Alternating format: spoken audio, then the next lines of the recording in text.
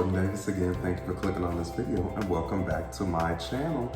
Y'all, I've kind of come up with this idea, and like by the time you watch this video, this idea, I may have already talked about this, but I think to keep up on reaction requests, not just our Eurovision series, but the requests too, I might schedule those in advance and release those on Saturdays.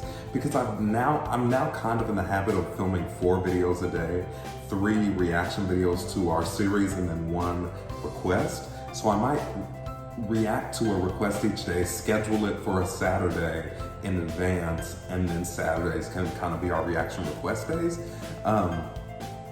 But if I haven't already talked about that, let me know what you think about that idea. And if I have, you could still let me know. But I think that way I can make sure I'm getting the reaction requests in addition to our series, which takes up a lot of time, admittedly.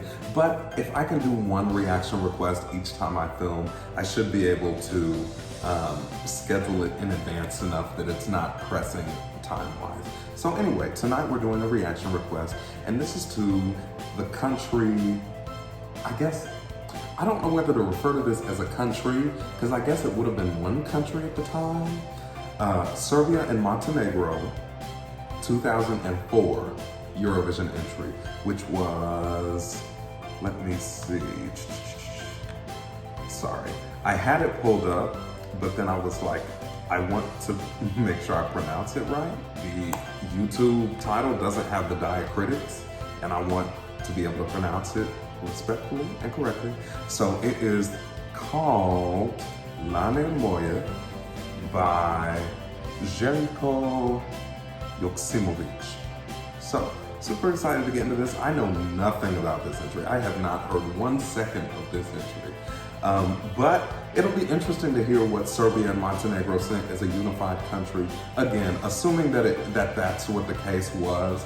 I know a little bit about Yugoslav history, but I don't know if you would consider it 1 country or still like 2 countries in one. So you can let me know about that if you would like to. But anyway, let's go ahead and without further ado, get into this.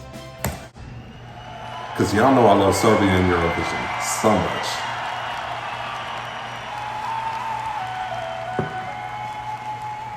Ooh, I love a nice wind instrument.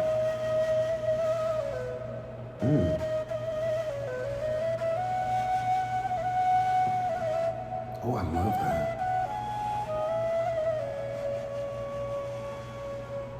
Woo!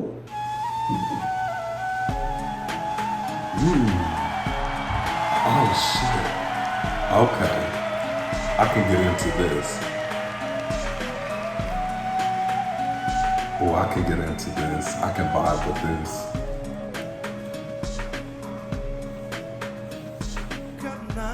And he's good looking too.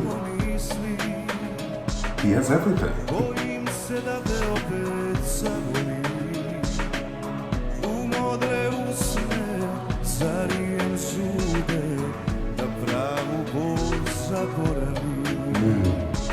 I swear to God, Serbian is such a beautiful language.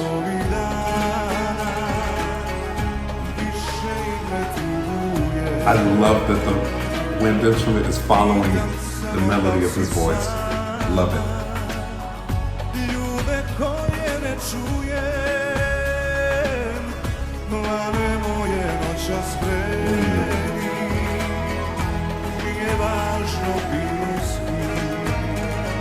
And I love the strings.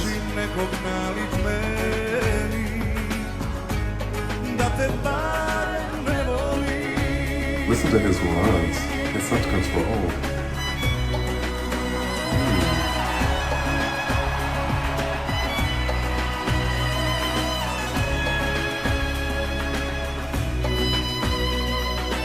Oh, I love her makeup.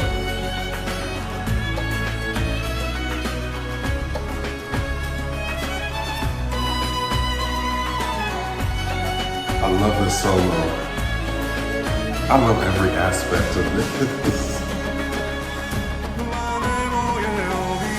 Ooh, it's picking up speed.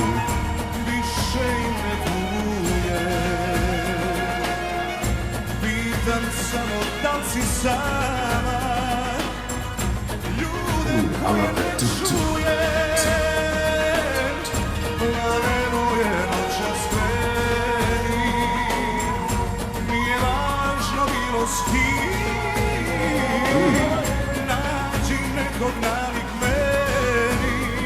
voice.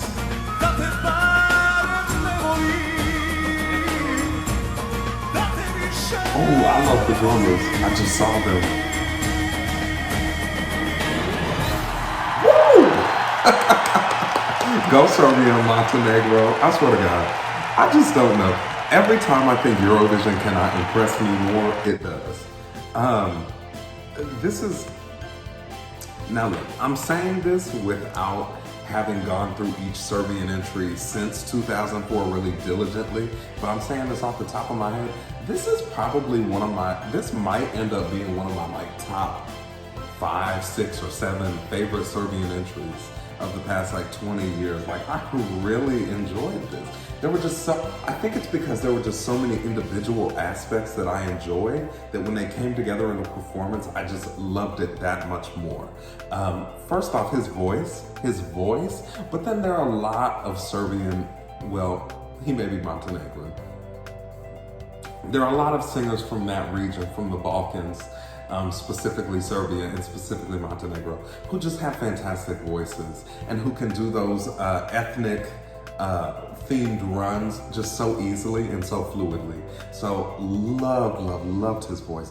I loved that. I don't want to call it a flute because I know it's not a flute, but it's a wind instrument and it reminded me of a flute. And I loved even more when his vocal and that instrument were doing the exact same melody at the same time, because it really highlighted all the intricacies and the motifs. I love that. I love that violin solo, or what I assume to be a violin solo. Loved the drummers, and I loved how they were performing their drumming, even though we know, you know, the instruments are pre-recorded, but I love that they were really just selling themselves performing it.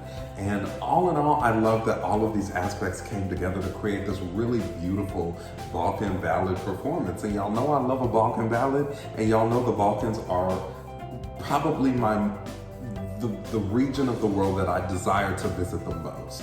The Balkans and the Baltics and the Caucasus region are the 3 like top regions that I want to visit right now.